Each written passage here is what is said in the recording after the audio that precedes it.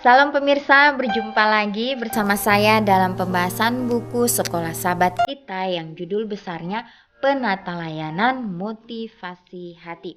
Bagaimana kita umat-umat Tuhan yang hidup di akhir zaman ini diajarkan untuk mempunyai roh kerendahan hati untuk saling menolong satu dengan yang lain. Bagaimana setiap berkat-berkat yang Tuhan sudah titipkan bagi masing-masing kita, biarlah kita dapat menjangkau orang-orang di sekitar kita. Dan biarlah kita juga boleh menjadi penata layan yang sejati di akhir zaman ini.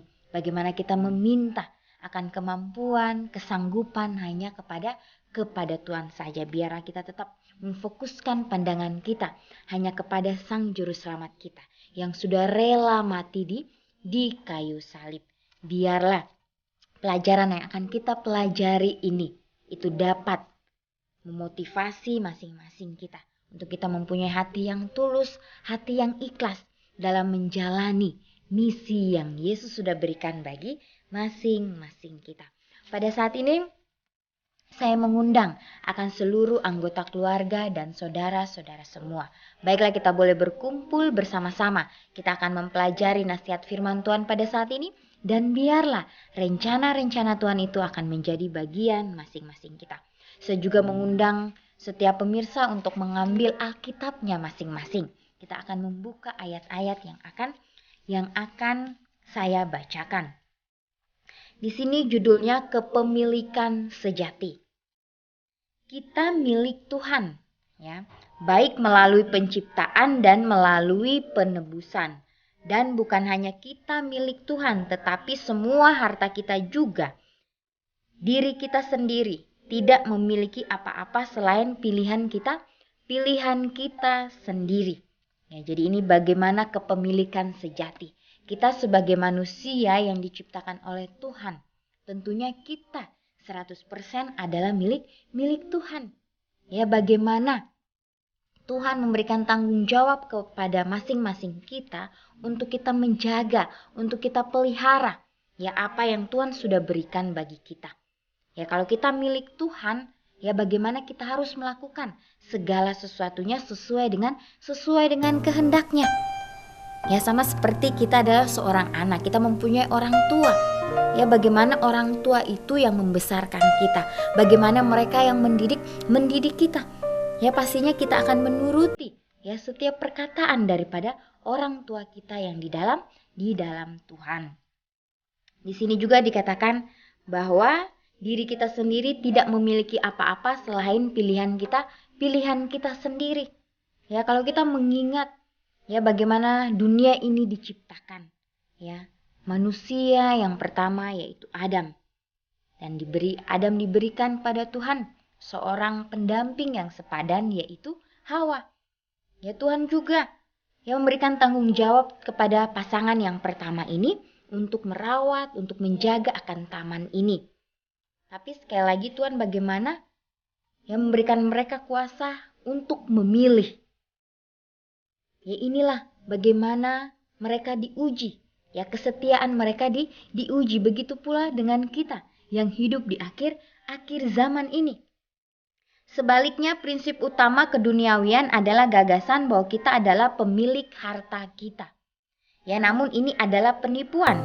Bagi orang Kristen yang menganggap mereka adalah pemilik utama harta mereka, memikirkan sesuatu yang bertentangan kepada apa yang diajarkan firman Tuhan. Ya, jadi ini suatu kesalahan. Ya, bagaimana tentang prinsip utama keduniawian adalah gagasan bahwa kita adalah pemilik harta kita.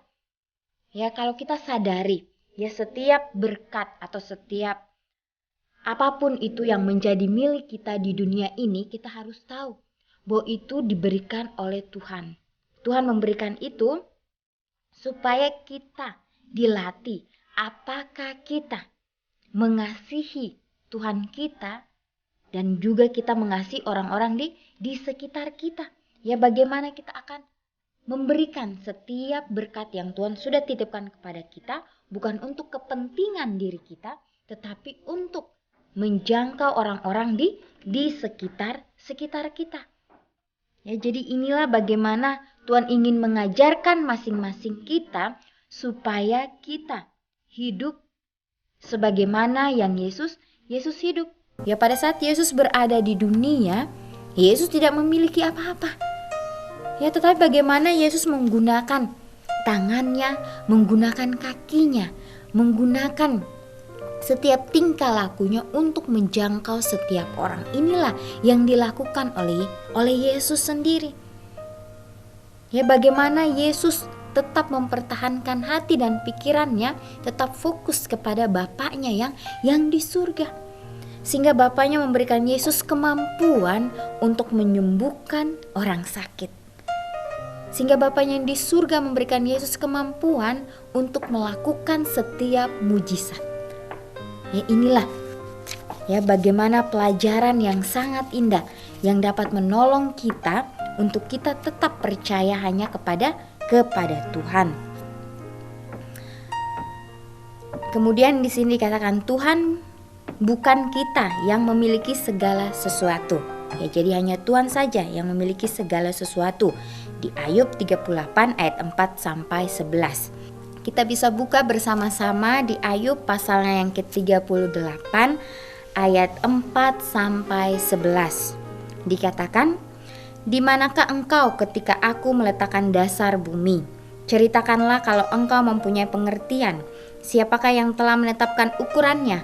Bukankah engkau mengetahuinya? Atau siapakah yang telah merentangkan tali pengukur padanya? Atas apakah sendi-sendinya dilantak dan siapakah yang memasang batu penjurunya? Pada waktu bintang-bintang fajar bersorak-sorak bersama-sama dan semua anak Tuhan bersorak-sorai. Siapa telah membendung laut dengan pintu ketika membual keluar air dalam rahim? Ketika aku membuat awan menjadi pakaiannya dan kekelaman menjadi kain bendungnya. Ketika aku menetapkan batasnya dan memasang palang dan pintu. Ketika aku berfirman, sampai di sini boleh engkau datang, jangan lewat. Disinilah gelombang-gelombangmu yang congkak akan dihentikan." Ya, jadi inilah kekuasaan Tuhan di alam semesta. Ya, bagaimana Tuhan yang menjadikan segala sesuatunya. Ya, semua ini adalah milik Tuhan, termasuk diri saudara dan saya. Biarlah kita boleh bertanggung jawab dengan sebaik-baiknya. Kita hanyalah orang asing dan penyewa di dalam Lukas 25 ayat 33. Sama seperti orang Israel berada di tanah perjanjian. Kita bahkan bergantung kepada Tuhan untuk nafas berikutnya. Ya, di Kisah Para Rasul 17 ayat 25. Apa yang kita pikir kita miliki, Dia miliki. Tetapi kita adalah penata layannya. Dan dengan demikian kita mengelola harta yang berwujud dan bahkan tidak berwujud untuk kemuliaan nama Tuhan. Ya, jadi bagaimana kita adalah penata layan Kristus, mengelola setiap harta yang adalah milik kita, dan itu semua adalah kepunyaan Tuhan. Bagaimana Tuhan ingin mengajarkan supaya kita menjadi penata layan yang sejati, yang tidak hanya mementingkan diri kita sendiri. Biarlah kita boleh berdoa dengan kesungguhan hati kita, sehingga kita menurut ya oleh karena roh yang datangnya daripada Tuhan sendiri.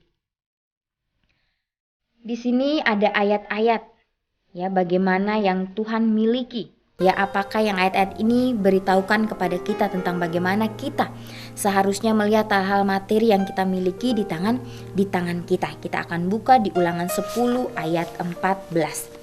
Ulangan 10 ayat 14. Ulangan 10 ayatnya yang ke-14 dikatakan, Sesungguhnya Tuhan yang empunya langit, bahkan langit yang mengatasi segala langit dan bumi dengan segala isinya, yaitu di perjanjian lama. Kalau kita buka di dalam perjanjian baru, yaitu di 1 Korintus 6 ayat 19 dan 20. 1 Korintus 6 ayat 19 dan 20. Di sini dikatakan, "Atau tidak tahukah kamu bahwa tubuhmu adalah bait Roh Kudus yang diam di dalam kamu. Roh Kudus yang kamu peroleh dari Tuhan, dan bahwa kamu bukan milik kamu sendiri. Sebab kamu telah dibeli dan harganya telah lunas dibayar. Karena itu mulaikanlah Tuhan dengan tubuhmu. Ya, jadi tubuh kita pun adalah milik Tuhan. Biarlah segala sesuatu yang harus kita lakukan, kita tanyakan Tuhan. Ya, saya ingin melakukan ini, saya ingin melakukan itu. Apakah ini sesuai dengan kehendak-Mu Tuhan? Bantu saya Tuhan untuk mendengar bisikan suara-Mu. Sehingga saya tidak salah memilih. Tentunya Tuhan akan menunjukkan kepada masing-masing kita. Segala sesuatu milik Tuhan, manusia mungkin mengabaikan tuntunannya, sementara Dia memberikan dengan limpah berkat-Nya atas mereka. Mereka boleh menggunakan karunia-Nya untuk kepuasan egois mereka sendiri, tetapi mereka akan dipanggil untuk memberikan perhitungan untuk penata layanan mereka. Ellen G. White, Testimony for the Church, jilid 9, halaman 246.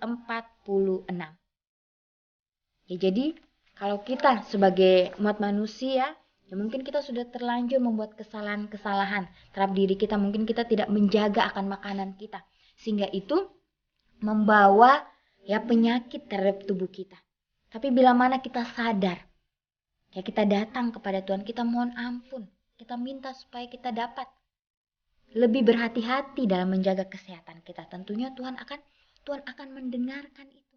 Ya, Dia akan menjawab sesuai dengan kehendak-Nya. Ya, di sini dikatakan boleh menggunakan karunia-Nya untuk kepuasan egois mereka sendiri atau masing-masing kita. Ya, tetapi kita akan dipanggil untuk memberikan perhitungan. Ya, kita akan bertanggung jawab di hadapan Tuhan. Ya, biarlah kita boleh menyadari. Ya, bila mana kita sudah melakukan kesalahan. Ya, kita sudah ditegur oleh setiap pelajaran ini, baiklah kita boleh dengan kerendahan hati kita datang kepada Tuhan, kita mengakui akan setiap kesalahan kita. Kepemilikan Tuhan dan penata layanan kita mengamatkan sebuah hubungan, salah satu yang melaluinya Dia bisa menggunakan kita dengan cara yang akan mempersiapkan kita untuk surga dan yang akan menguntungkan dan memberkati orang lain.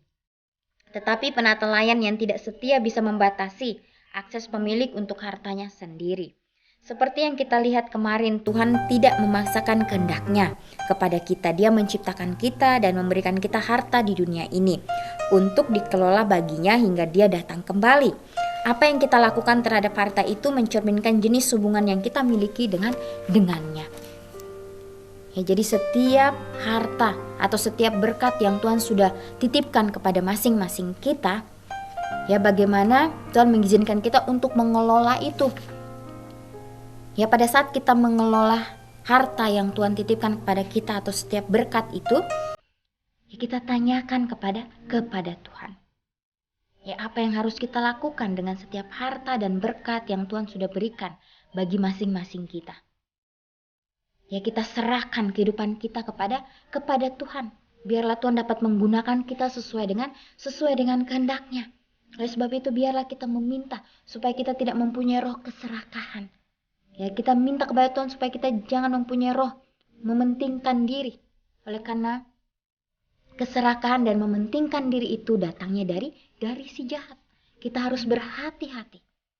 Ya, biarlah kita meminta akan petunjuk daripada Tuhan. Karena di akhir nanti ya kita akan ya bertanggung jawab dengan Sang Pencipta kita. Ya, dikatakan di sini bahwa bagaimana ya harta itu dapat mencerminkan jenis hubungan yang kita miliki dengannya. Ya, biarlah apapun yang kita miliki, biarlah itu untuk kepujian dan kemuliaan nama Tuhan. Ya, kita harus pikirkan dalam-dalam apa artinya. Itu bahwa dalam kenyataan kita tidak memiliki salah satu dari hal-hal yang kita miliki, tapi bahwa mereka adalah milik Tuhan. Ya, bahwa kita adalah milik Tuhan. Apakah yang seharusnya hal itu beritahukan kepada kita tentang bagaimana kita seharusnya berhubungan dengan hal-hal yang kita miliki atau saya miliki atau saudara-saudara miliki. Ya, bagaimana? Apakah apa yang sudah kita miliki ini, apakah itu menghalangi kita untuk datang kepada Tuhan, ataukah itu yang membuka jalan yang lebar untuk memuji dan memuliakan nama Tuhan. Ya, biarlah pelajaran yang sangat indah, pelajaran yang luar biasa pada saat ini boleh menolong masing-masing kita untuk hari ini. Kita boleh mengambil komitmen kita masing-masing untuk tetap memfokuskan pandangan kita hanya kepada Tuhan, karena kita adalah miliknya. Ya, Tuhan memiliki kita sepenuhnya. Biarlah setiap apapun yang Tuhan sudah titipkan kepada kita, biarlah kita kelola itu sesuai dengan kehendak-Nya. Dan biarlah kita boleh memiliki iman seperti Yesus. Iman yang selalu bersandar kepada Bapa di surga. Ya pemirsa, inilah nasihat firman Tuhan pada saat ini. Biarlah kita boleh berdoa dengan sungguh-sungguh supaya dimanapun kita berada, kita boleh menjadi pembawa damai. Kita boleh bersatu. Ya, kita boleh sama-sama bergandengan tangan untuk menjalankan misi yang Yesus telah berikan bagi masing-masing kita. Kita akan berjumpa lagi di kesempatan yang berikutnya dan Tuhan memberkati.